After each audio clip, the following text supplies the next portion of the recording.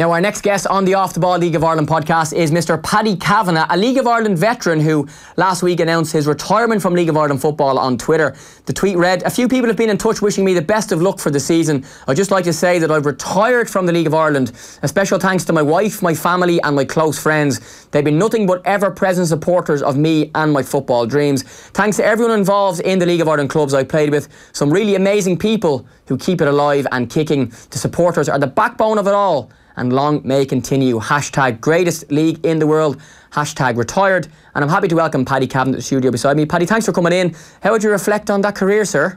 A long old slog. I've been trying to combine work and football for the last few years now, and it's getting tough on the body, so I decided, no, enough is enough now. It's even the part-time football is full-time these days, so when you're working up at 5:30 in the morning, finishing your day's work, going training, and then coming home, it's 8:30, 9 o'clock at night. They're long old days, so I couldn't give enough to be full-time footballer, full-time worker. Two doesn't go into one like that. Yeah, just spoke there to your former teammate Denny Corcoran, and asked him the same question, and he's minding his kid in the morning times, and his missus comes home from work and then he goes to training. How were you trying to balance full-time work and football, and your job involved not just being up in the morning but actually physically working? That's it, yeah. I'm electrician by trade. I'm full-time on site, and they can be long days, and you're under pressure to get jobs over the line the way the construction industry is at the moment. So it's that, and then go train and give it your all to train to get yourself prepared for a Friday night. They're tough weeks, like long hour weeks, and fair play to the boys that are still doing it. Yeah, when did you make the choice to stop? Because I was at your last game, the playoff against Drogheda in Tolka, and I'd actually sat with Conan Byrne, and he mentioned to me that he thought this was your last game, and when you actually walked off, you did the kind of round of applause, and I was actually a little bit sad because I've seen you, and I know a couple of your younger brothers, and at that stage, did you know that was it? Yeah, I'd spoke at length with my wife about it, and she was saying, look, whatever makes you happy, if that's the decision you want to make, well and good. I spoke to my father. Two of them are probably big influences on my career and stuff, and I knew that I was getting tired. I wasn't able to give all that I could give on the pitch on a Friday night, and it was just enough was enough. Yeah, that must be really tough when you come to, and I was only talking to Keith Buckley, he captained Bows on Friday in the Bowl, and then he played again on Monday, full match against Rovers, and he was up at 10 to 7 on the Tuesday morning for work, and then to train and get ready to go to Waterford on Friday, get up to go to work, go to Waterford, and then do it all again. Yeah, well, if that's coming from Keith Buckley, Bucko's the exception. Bucko's the energiser bunny of the league. Like, that fella doesn't give you a minute. He's a workhorse and he's vital to every team, but I know exactly how he feels. And as you get older, obviously the body doesn't recover as quick. So to play Friday, Monday, it's tough. Like, so, and if Bucko's giving out about it, what chance the rest of us got? Yeah. He wasn't necessarily giving out. I had seen from his WhatsApp that he was up that early, and I was chatting to him and I was like, God, how'd you do? He was like, listen, I just do it. But I'm sure if you're doing it on a consistent basis for years and years, it becomes more difficult. Yeah, it's when you're up that early, you're trying to eat properly, you're going on sites, and you're trying to keep everything ticking over. It's really hard. And that, I'm sure, takes away from your performance at football, your performance at work, and then your home life. Well, yeah, home life is on the back burner. Like, most lads in the league will tell you that football's at the foremost of your thoughts the whole time. You could be in work, but all you're thinking about is you've got a game later, and that's where your head is at. So you're probably only 50% of the mindset of what you're doing on work, and the other 50's gone towards football. But all the time, it's just football. And that's the way it is. That's the way it was for me. When I was in work and I'd be walking around site, I'd know, right, I need to get this done because I've got football. I'm going to football later and I'm playing against Cork. Get this done, you're out the door early doors. So, no, it's all go. Do you miss it yet? And if so, what do you miss about it? I'm sure being at the derby on Monday, you were like, oh, I want to come back. No, I miss the dressing room. Don't miss running around like a lunatic for 90 minutes. Definitely miss being in amongst the lads and that, because I was in some great dressing rooms, some great people. But no, wife said to me at the derby the other night, she goes, are you missing it? And I says, no, I'm not. Miss the lads, miss the dressing room, no, but I don't miss the hard slog. I think I've given enough to it. And you were moonlighting as a chip van employee, because there was a picture of Paddy actually in the chip van. And the story behind this, I'll let Paddy tell you, but he scored last season as Bohs beat Rovers at Dalymount, on telly, runs over to the far side, and the ladies in the chip van are giving it socks, and you were back in there on Monday. Yeah, obviously last year I scored, opening day of the season, and straight across to that corner. That's where the Bohs fans are. The chip van is in that corner, and that's how we'd gathered there. Seen the videos afterwards, the ladies giving it socks and that. And I came out after the game and I was talking to Luke O'Riordan, and he said, "Do you want to pop up to the chip van?" And I was like, "Yeah, go up and say hello to the girls." So I went up and said hello, and I got my picture and that taken, and obviously it was Dublin Derby night again, so it all worked out really well. Yeah, you mentioned the clubs you played for, of course, you know, a long time at Bohs. We just saw you on screen there playing for Bohs. Wayside, Celtic, UCD, a spell at Birmingham, Bray, Shamrock Rovers, Shells twice, Derry and Bohs again. And you spoke about the types of people around you in the dressing rooms, and that's the thing everybody says about football. They love that. What is that like, and what sort of memories do you have of different people, because you've met some characters as teammates over the years? Oh, some serious characters, like camaraderie first and foremost. Like, any dressing room I've been in, I've been going to war with this man wearing the jersey next to me, and that's the way it was. Like, I sat beside Derek Pender for all my time at Bohemians. I shared a dressing room with him at Bray Wanderers. Probably half my career I spent playing with Dets, like, and you're going to play a game, you're going to war, and it's no better man than having him next to you, like. Mad people in the dressing room, Paddy O'Flynn at Shamrock Rovers, absolute headbanger. But once again, when you crossed the white line with him, you knew that he had your back and he was going to look after you. Funny people, Paddy was hilarious. Keith Wardy, stone mad. Gas young fella, great to have around the dressing room. Them kind of people who, if you're young, coming into a dressing room, straight away, crack a joke, welcome you in, arm around the shoulder, all that carry on, that makes it just that big, that bond, that band of brothers that I suppose every manager wants to have, and them boys created that for me, so it's one thing I probably miss, yeah. What sort of pranks were played on you? Did you play on people, or did you see? And I know they would have been more common maybe in your younger days as League of Ireland player, because things are a little bit more serious and professional now, but I'm sure there were some pranks played by certain people. I don't think I can say it on air, truth be told. Couple of funny ones at Rovers, couple of funny ones at Bohs as well. Can you make any of them acceptable for the air by watering them down a bit? I don't think so. we'll be taken off the air if these happen to make it, but it does. If I say there'll be lads getting arrested. Okay, but there's, like, you know, you hear the ones of, you know, like DP'd in the boxer shorts, tying people's laces together. People get creative, and if you get someone, you know, they're going to get your back. Well, I was electrician by trade, so sometimes I'd be coming into training me work gear, snickers and that, so arrived into one dressing room one time and it hung up my gear, came back in after training and had a pair of brown snickers, and one of the lads had cut up either side of them, so they're like a pair of cowboy chaps. So yeah. And what was your reaction to this? You went home in them? Well, I went home in my shorts, but there was laces cut out of someone's runners after it, and also got my own back. And as you mentioned, you know, things like that, it's a bit of crack and it's a bit of fun, but when you go to train with them and you go and play with them, it does, and that's the thing I love about the league, is how close the teammates are. And then also, you know, you've just seen there Dinny Corkin, who's now not your teammate anymore, but straight away you're friends with him, and you're, you know, you just go like this and you're back being, you know, having the chats and being mates again. Instant pals. Like, there's a handful of people, I feel like, so many lads pass through clubs and you'll create friendships for life with a handful of these lads like that. You might share a dressing room with, you're close with. I think if you spend over 2 years at a club with a fella, you're going to be good pals with him, I think, you know. And he's one of them lads that'll be in your phone for the rest of your life, and you'll still be able to text them any other day of the week and say, what story, how are you getting on? So, yeah. What sort of memories would come to your mind if I asked you to think about your time in the league and your time at all those clubs? Like you spent, time at Rovers around the time where there was 2 leagues won and there was a Europa League campaign which you were in the squad with, but you left the club before those group stages, and you're back at Bows for the last few years. You went to Shells for the last little bit in a push for the playoffs and stuff. UCD, first goal on my debut against Waterford was great memory. Scored my debut for Rovers against UCD. Winning the league 2010, Rovers, unbelievable feeling. Kind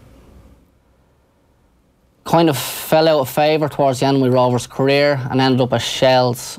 And Shells is all about Alan Matthews signed me. He's like, look, get yourself back playing. Get back to being happy and playing football. So had a great year at Shells. And then I went to Derry. Scoring Europa League for Derry was a standout moment over in Turkey. And then on to Bows, chip fan. It's one of my favourites. It's probably my favourite moment in football just because of scoring in a big game and the celebrations and the carry on that went on with it. It's one that'll live long with me. Yeah, and you also had a go at England as well. Tell us about the kind of idea of moving away first of all, and eventually you went to Birmingham, but you were back then and you continued your League of Ireland career from there. Yeah, moving to England, I was young. Probably, if I'm honest, like Dinny said there, did I give it my best shot? Probably not. Like when he's talking about young fellas coming through, committed and looking after themselves, giving themselves every opportunity to do well, I was probably of the case of made it. Same way he was saying that full-time football, crack this job done like. So going to England and probably not applying myself 100%, let myself down, I'd say there. Came back, I realised I was going to work full-time, play League of Ireland and give it as best a shot as I could. When I got back, I was one of them, right, get yourself back playing, try go back across the water if you can, keep the head down. And I ended up getting a move to Shamrock Rovers out of a couple of good years at Bray. So I ended up playing at Rovers for 2.5 years then, full-time football as such, and I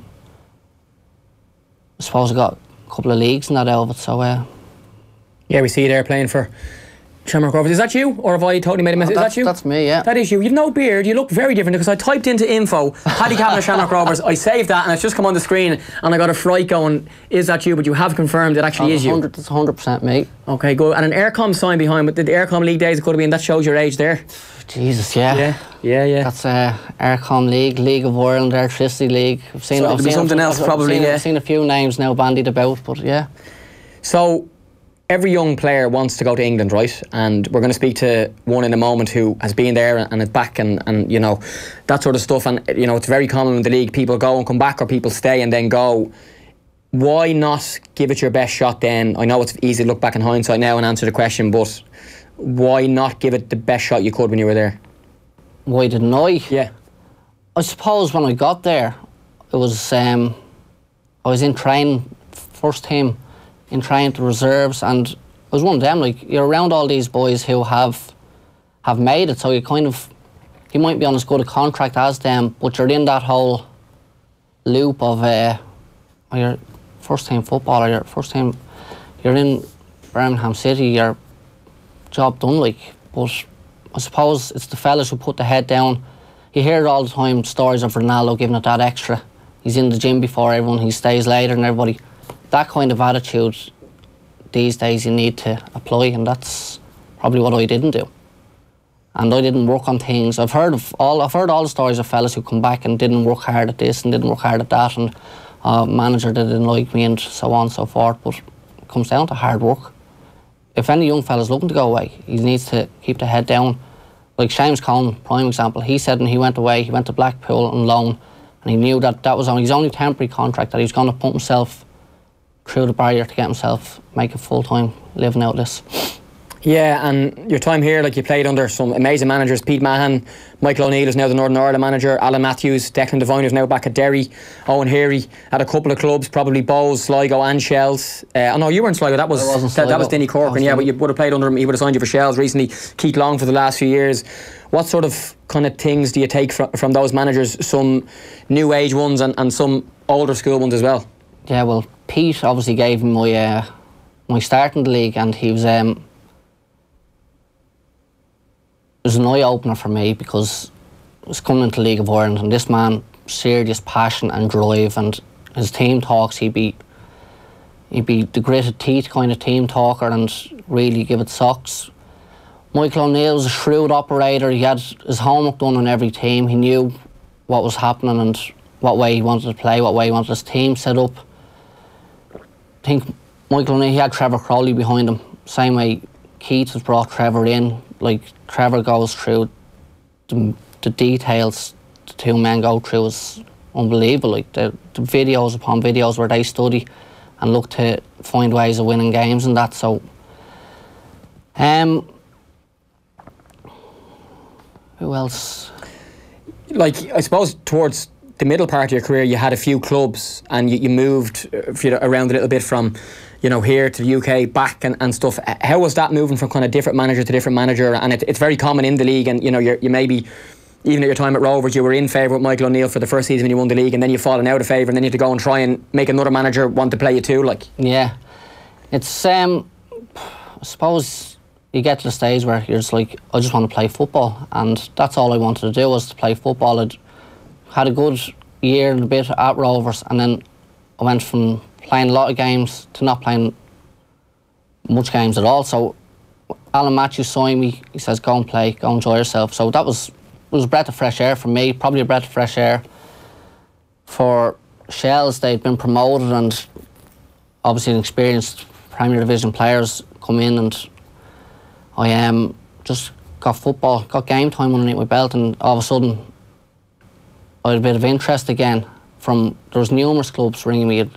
I'd actually had a chance. I'd met Tommy Dunn. He was in Cork at the time, and I was in a toss-up between going to Cork or going to Derry, and it was European football that swayed me to go to Derry. I met Paul Hegarty, met Declan Devine, and they sold me Derry, and went up to Derry, and some smashing people involved up there. Really, really good football, and people, good football in the city and that. So yeah, good times. Good times indeed. Let's have a look now at some tweets. I put up my tweet to ask our followers on Twitter what they wanted to ask Paddy Kavanagh. Matt Devaney, involved in Bowes, the president of the club. No funny stories or gags, but nothing but admiration for Wack, an unbelievable servant to Bohemians through one of our most difficult periods. Quick fire questions, Paddy Kavanagh. The name Wack, where does that come from, sir, and why?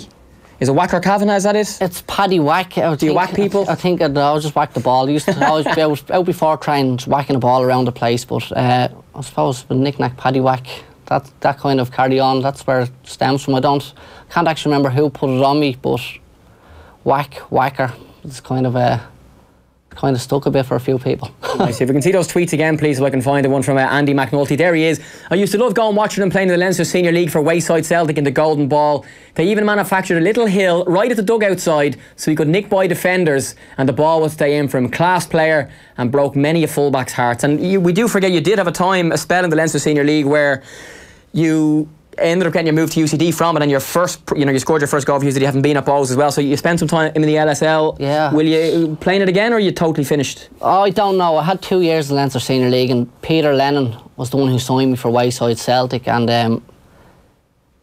it was an introduction to men's football. I got involved there, and I go back to the dressing room again. I was playing with men who were good seasoned campaigners in the Leinster Senior League, talented men, and that little hill there done me a favour a few times, I suppose, and I'd consider going back. I've been in touch with a couple of different clubs and that, but I don't know what to do yet. Yes, our last tweet that we've selected, I think there's one more. Is there one? Oh yes, the Ballybrack FC one from Graham Merriman. I'm told he's signing for Ballybrack FC. Can this be verified? Cheers. My reply was, is he signing for Ballybrack, dead or alive? After the best story in the history of football. Fernando, yes. He could, if he goes back, he might be teammates at Ballybrack. Oh, stop. I played for Ballybrack, believe it or not, when I was a schoolboy for a few years, and I I actually know Merrow. He's good pals with Paddy Flynn, believe it or not. And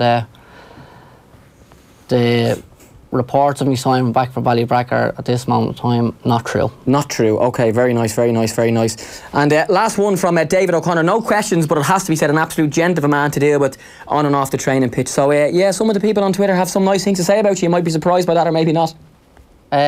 Pleasantly surprised, yeah. David O'Connor's Shells, is he? No, it's a different David O'Connor. It's not the Dave. Oh, it could be. Hang on, let me tell you. Yes, it's David O'Connor, not the chief executive of Shells, but the man who did the marathons last year was actually on. So yeah, he's calling the agenda as well. Nice. Well, that works both ways. The work that man's doing now around the country and mental health and all is second to none. So thanks very much, Dave. Well, Paddy Kavanagh, thank you very much for coming in. The best of luck if the retirement happens or it doesn't. You've been a fantastic player to watch in the League of Ireland, and I appreciate coming in. Best of luck with the retirement or not. Been a pleasure. Watch this space. Thanks, Paddy. Cheers.